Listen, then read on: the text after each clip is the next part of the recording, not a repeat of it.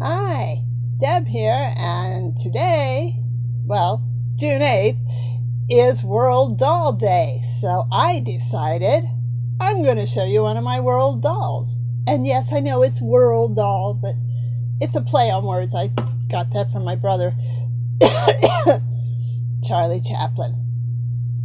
This, as I say, is a world doll. And it says $10, but I paid $5. And it was to mark his 100th birthday in this was 1989. And as with many world dolls, it opens this way, and there's kind of a little poster marking Charlie Chaplin's 100th birthday. He comes with this cane and this really dapper suit with his trademark mustache and a hat, really nice molded hair. I think it looks like him, like the, what was it, Little Tramp? Is it? Oh, telling you the truth, Buster Keaton's my silent film favorite, but I like Charlie Chaplin. I think he was a good guy. He was good to Buster when Buster needed help. So that speaks volumes about who he was. Okay, and the little derby hat. And he comes with, still had his tag, he still had the box. Charlie Chaplin, and April 16th marks the 100th birthday. I won't read you the whole thing. I will take a picture of that, so stay for the pictures at the end. And besides, I'm going to tell you his biography. You know how I am. It's really neat. I think this was the rubber band. I've got to get that off of there. And that's why you take dolls out of the box, just saying. And he's got this really neat suit. He's got a snap. Oh, I just love it. And shoes, no socks. He's not articulated. Yeah, he has snap knees, though. But you don't buy him for that anyway. But okay, we're going to do Charlie Chaplin's biography as quickly as I can. Charles, and I didn't write it on my little cheat sheet, so I've got to read. Charles Spencer Chaplin, born April 16th, 1889 in London. His parents were both actors and singers. His father died when he was 10, and then his mother got very ill. So he was kind of on his own, he and his little brother, Sidney. I don't know what the safety net was back in 1909? Yeah. Terrible. Anyway, no, 1899. Duh. Anyway, he was on his own with his brother, and they went on stage. That's what they do. He became a tap dancer. Let's see. When he was 12 years old, he had his first stage role. Started vaudeville at age 21. And then in 1910, he came to America on a tour.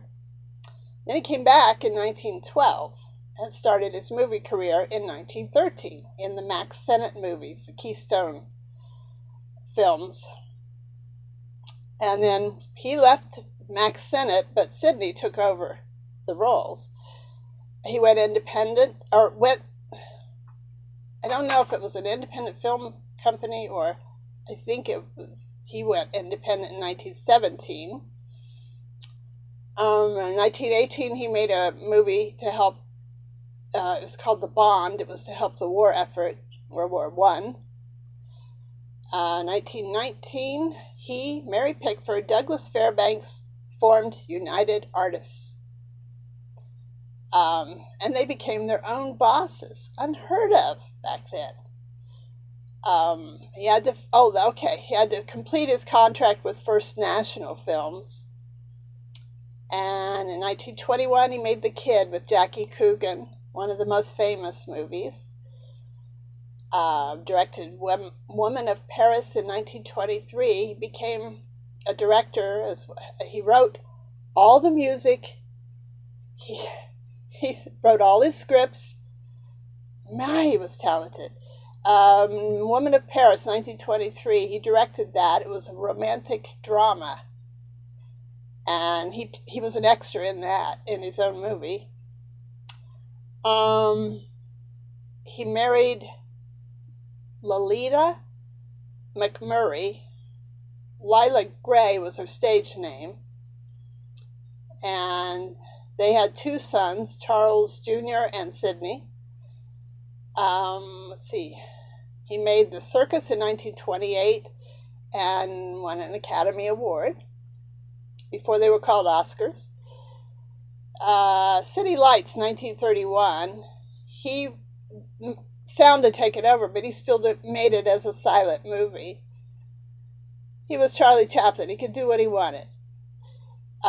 He wrote the score. He's a musician.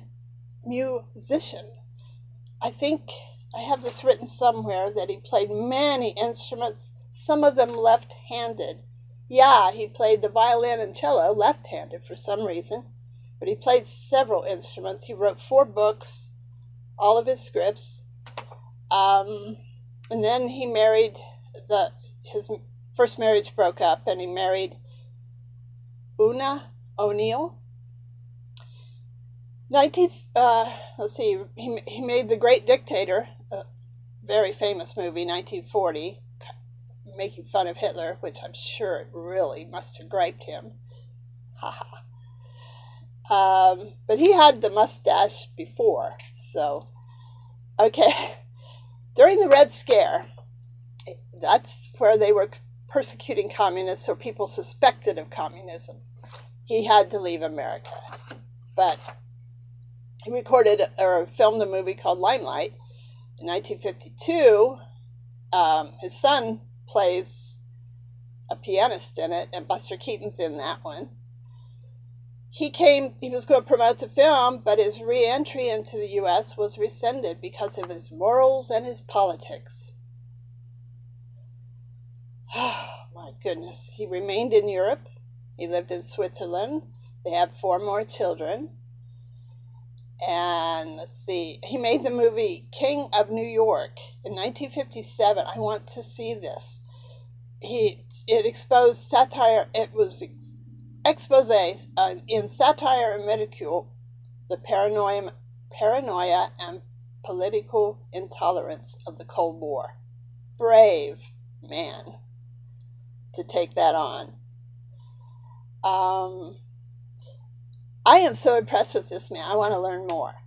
Like I said, Buster's my favorite. I love Harold Lloyd, but I'm going to learn more about Charlie Chaplin. It's amazing what the world dolls can open up to you. He died on Christmas Day, 1977. So I hope there's some Charlie Chaplin fans out there. I am a brand new Charlie Chaplin fan. I knew in Limelight, I think, he gave Buster Keaton real high billing, and Buster was not doing so well at the time. But he gave him really high billing, even though he had only a couple scenes, great scenes. And I thought, wow, Charlie Chaplin is special. And learning more about him, I see that I was right. Charlie Chaplin was special. And I intend to see some more movies and read more about him. I hope you like this. I hope you comment. Follow me on Instagram. And maybe watch a Charlie Chaplin film. So I hope you like this. I hope you like my World Doll for World Doll Day.